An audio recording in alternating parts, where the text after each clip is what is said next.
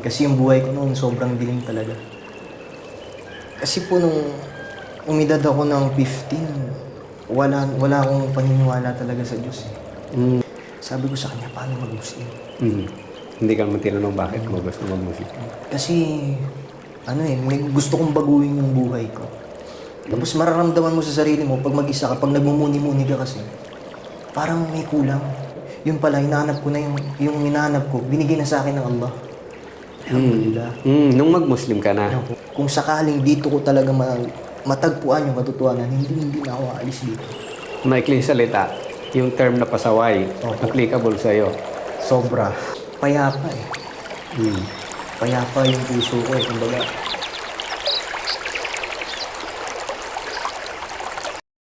Assalamualaikum warahmatullahi wabarakatuh.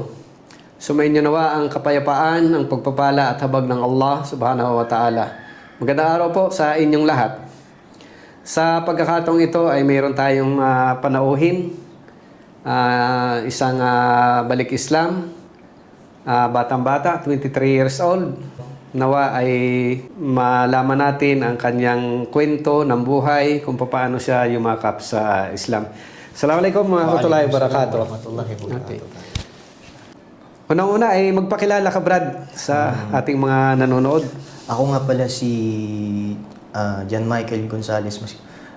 Ang napili kong pangalan sa Islam ay Abdullah Peñero. Mas kilala ko sa pangalan Abdullah Peñero. Ngayon na yumakap ako sa Islam. At ako ngayon ay nakatira sa San Isidro 2, Area G, dito lang po sa Cavite. Ang kasama ko po yung mother ko, tsaka yung lolo ko, tsaka yung kapatid ko. Brother John Michael. So, tawagan kitang Abdullah. Inshallah. Brother Abdullah, kayo ba'y katutubo ng Cavite? Yung mother ko po kasi may lahi siyang Ilonggo, pero dito na siya lumaki kasi dito na lumipat yung lolo ko eh. Kasi nung nakilala niya po yung lola ko kasi Tagalog yun eh, taga Parañaque siya. So dito na sila tumira sa Cavite. Yung tatay ko naman, pure Ilonggo talaga siya. Sa Bacolod nga lang. Kaya kung tutusin, pure Ilonggo talaga ako. Dito lang talaga ako lumaki sa Cavite. Okay. Brad, ano ang paniniwala tungkol sa pananampalataya bago ka nakarating sa Islam? Kasi ako noon, kung babalikan ko yung dating ako, napakalabo po kasi na maniwala ako sa religion noon. Kasi yung buhay ko noon sobrang dilim talaga. Kasi po nung umidad ako ng 15, wala akong paniniwala talaga sa Diyos eh. Kasi simula nung napanood ko yung Passion of the Christ, pasensya na sa mga kasi dati din naman akong Catholic. Napanood ko yung Passion of the Christ, parang nawalan ako ng ganang maniwala sa Diyos kasi nga para sa akin parang kalokohan na pinatay yung Diyos eh. So napakalabo talaga sa akin nung panahon na yun na yumakap sa kahit anong religion. So, parang naging ateista. Parang ganun po ako. Okay. Dumating sa punto na may mga butas-butas ako sa labi, sa dila, sa tenga. Kasi parang satanismo eh, parang ganun. Kumbaga, madilim ang direksyon ng buhay. Walang pamantayan, walang religion. Totally madilim. Kahit saan lang eh, kahit punta ka dito sa barkada mo. Guilty po ako dyan, yung pag-iinom ng alak, Mga bisyo. Yung mga adultery, mga ganyan. Pero nung mag-Muslim ka, 18 years old. Hindi po. Nung 18 ako, doon ko palang napag-isip-isipan. Pero medyo nag-aalinlangan pa ako. Nung 19 years old ako kasi, tuwing papasok ako dyan sa school, naririnig ko yung adan eh. Nadadaanan ko kasi. Dahil malapit sa moske. Okay. So sabi ko, parang ang sarap sa pakiramdam pag napapakinggan ko yung adan. Allahu Akbar, Allahu Akbar. Ashhadu an la ilaha illallah. Sabi ko, bakit ganun? So, pumunta ako sa masjid, dyan sa mosque. Tinanong ko pa nga yung una kong nakausap. Sabi ko sa kanya, Kuya pa tawag ko sa kanya kasi hindi ko alam na brother. Kung ano yung mga ano. Sabi ko sa kanya, Kuya, paano po mag-Muslim? Ayun na. Pinapasok niya ako niyan sa Iskag, Jum'ah. At yung nagsyada sa akin, si Sheikh Omar. Alhamdulillah. Anong edad mo nun? 19 po. 19. So, bata ka pa, pero sa kwento mo, marami ka ng pinagdaanang parang madilim na bahagi ng life. Kasi nung bata pa lang ako, ang dami ko ng curiosity. Kasi nung bata po ako, hindi talaga ako nakakalabas ng bahay. So gusto ko maging malaya na ako. Pag edad ko ng 15 kasi, nung napasama na ako sa mga barkada, doon ako natuto na magrebelde sa magulang ko. Na dumating sa point na hindi ako umuwi sa bahay kasi alam ko napapagalitan nila ako, ganun. So nakikipag-inuman lang ako buong magdamag kasama ko yung mga barkada ko. Sa murang edad. Sa murang edad po. Maganda ba ang influence ng lola mo as Muslim? Bakit parang nandun sa isip mo na gusto mong mag-Muslim? Kasi po, yung pag-aalaga sa akin ng lola ko, iba eh. Naramdaman ko talaga sa kanya yung pagmamahal na hindi ko naranasan sa buong buhay ko eh. Hindi ko na nakita ba sa iba. Hindi mo naramdaman sa iba? Iba siya mag-alaga. Kasi Kahit sa magulang mo? Opo. Kasi overprotective po kasi yung lola ko talaga.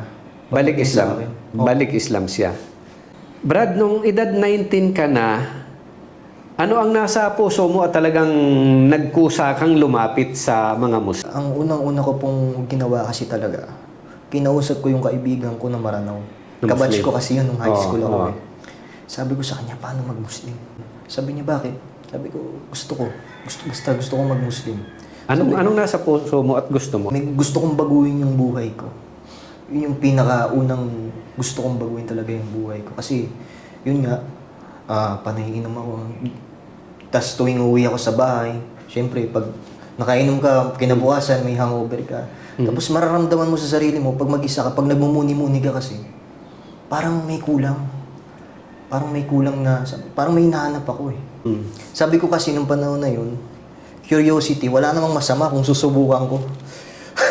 Nung sinubukan ko na, doon ko nalaman na ito talaga yung tama. Tunay na Yung hinahanap mo? Opo. Pinaliwanag sa akin nila ng mga brother. Yung lahat ng katanungan ko kasi sinagot nila. Kaya sabi ko, ayos tong reliyon na to, itutuloy ko to. Sabi ko, kung sakaling dito ko talaga matagpuan yung katotohanan, hindi na ako aalis dito. Okay. Ano ang reaksyon ng parents mo nung malaman na nag-Muslim ka? Kasi po, nung bago ako mag-Muslim, basaway na ako eh. Kaya medyo wala na silang, kumbaga, nawala na sila ng pakialam eh. Medyo nawala na sila ng pakialam sa point na yun eh.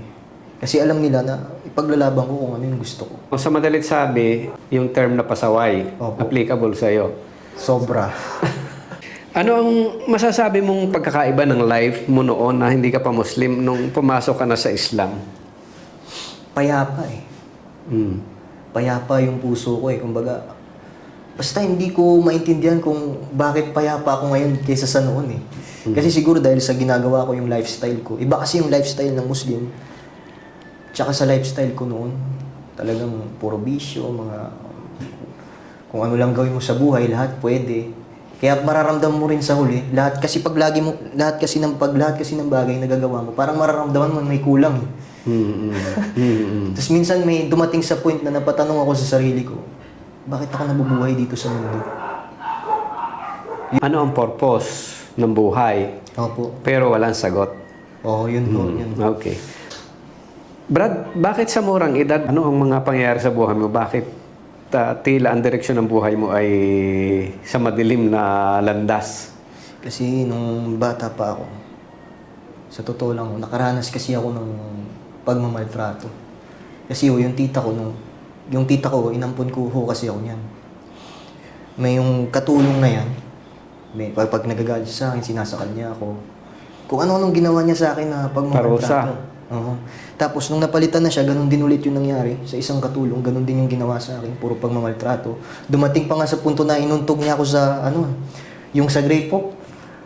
Ginano niya yung ulo ko doon, natanggal yung ngipin ko. Paano na? Kaya yung punto na yun, bata pa lang ako, marunong na akong mag-curse, yung kumbaga, kinukurse ko na sila na habang nakahiga ako, nakayakap ako sa unan. Kung ano nang sinasabi ko, paglaki ko, gaganti ako sa inyo. Ibig sabihin, nung lumaki ka, ganun talaga ang naging attitude mo. Oo. Kasi sabi, naging defense mechanism ko kasi yung pagka hindi ka matapang, aapihin ka nila eh.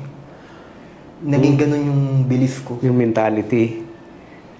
Dahil sa kamay ng mga, kumbaga, abusado na katulong. Tsaka nakaranas din mo kasi ako ng bullying nung pref pa ako. Oo, kasi nultog yung tenga ko ng kaklase ko. Naglalaro lang kami, sabi ko. Lagi na lang ako nakakaranas ng ganito ah. Sabi ko, parang hindi na tama to ah, sabi ko. Kaya pag tungtong ko ng grade 1, sabi ko walang pwedeng magsalita sa akin ng hindi maganda o kumurot man lang sa akin. Kaya dumating sa point na gano'n nga, na naging attitude ko na siya hanggang paglaki ko. Na gano'n na salbaya. Hanggang sa dumating na dati ako yung binubuli.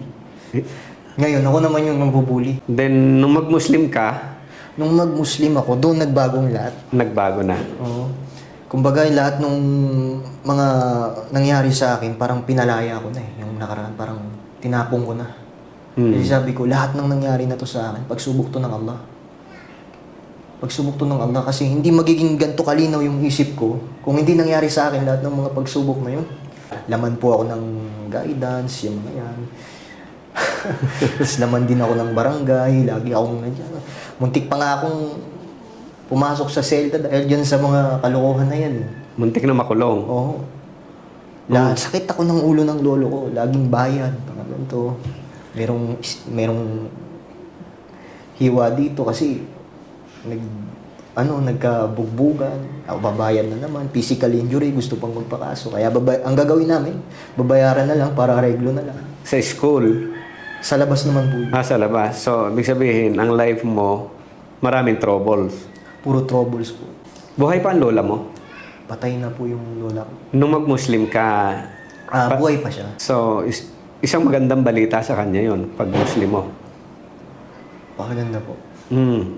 Hanggang dumating sa point na ako yung nagsasabi sa kanya na bawal yan. Kasi syempre, gawa na rin ng edad. Syempre, nasa 80 na siya. Nakakalimutan niya na yung mga... Okay. So, dati, tinuturoan ka Ngayon ako na yung nag-ano sa kanya. dahil sa edad niya. Mahal kong apo. Okay. Bali, ilang taon ka ng Muslim sa ngayon? 4 years? 4 years po. Okay. May mga nag-Muslim sa family? Yung mother ko po. Di ba nga po, masabi ko nga po nung na galit siya nun sa Islam. Pero nung nag-aral kasi ako, pinaliwanag ko sa kanya. Habang nag-aral ako, pinapaliwanag ko rin sa kanya kung ano yung natututunan ko sa bawat araw. Kasi sabi nga, kung gusto mong iligtas yung sarili mo, bakit hindi mo iligtas yung pamilya mo? Yun ang turo sa atin. Oo. Kasi sabi, paano ka nagdadaawa sa ibang tao kung hindi mo muna dinadawaan yung pamilya mo? Wala ka bang malasakit sa pamilya mo? So, nag-Muslim siya. Alhamdulillah. Sa tingin mo, may epekto yung pagbabago sa iyo sa pagyakap ng mother mo? Malaki pong epekto, lalo na nung umakap yung mother ko kasi yung pakikitungo ko sa kanya, ibang-iba sa Dati. dati kaysa sa ngayon. Ngayon medyo naging ano ako sa kanya, naging malambot ako sa kanya, magsalita, mag-ano. Kasi nga, kung sinasabuhay natin yung Islam, kailangan talaga i-respeto kasi yung magulang sa atin, obligado po eh. Kasi nasa paanan niya yung paraiso natin. Sa pagiging Muslim mo, anong achievement mo sa sarili mo na ikinatutuwa mo sa pagiging Muslim? Yung pakikitungo sa magulang ko, sa pamilya ko, tsaka yung pag-alis sa bisyo. Yun yung hindi ko talaga makakamtan kung hindi ako yumakap sa Islam. Alhamdulillah kasi ginabayan ako ng Allah. Sa dami-rami ng tao dyan na nakikita natin, isa ako sa nagabayan ng Allah. So para sa akin, napakalaking biyaya niya. Nawala yung pagiging war freak ko, yung mga, kumbaga, konting tingin lang.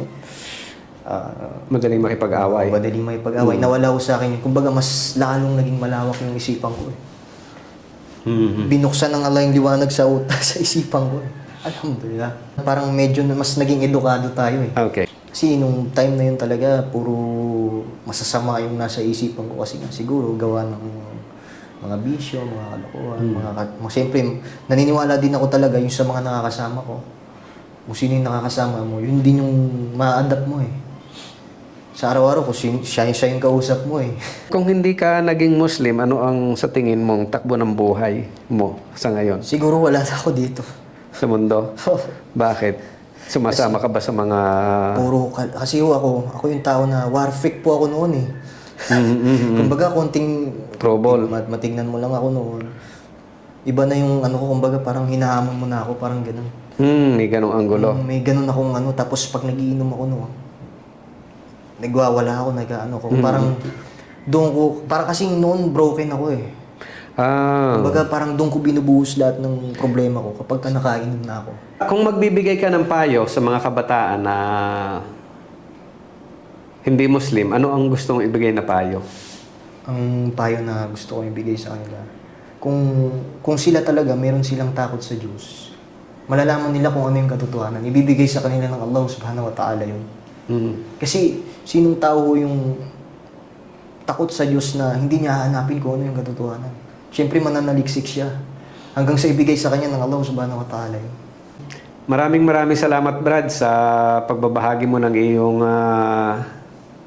karanasan sa pagyakap sa Islam at maging yung buhay mo nung hindi ka pa Muslim. Nakikita ko na ikaw ay isang halimbawa ng isang kabataang lumaki na masabi nating nasa ligaw na landas. At salamat sa Allah subhanahu wa ta'ala at ikaw ay kanyang pinatnubayan mula sa dilim tungo sa liwanag or mula sa pagkaligaw tungo sa tamang landas. Alhamdulillah. Inshallah, mga ibang kabataan na katulad mo na walang direksyon ng buhay ay mapagtanto nila na sa Islam ay madali ang pagbabago. Madaling ituwid ang sarili. So, maraming salamat, Brad. Assalamualaikum warahmatullahi wabarakatuh. Waalaikumsalam warahmatullahi wabarakatuh. Alhamdulillah.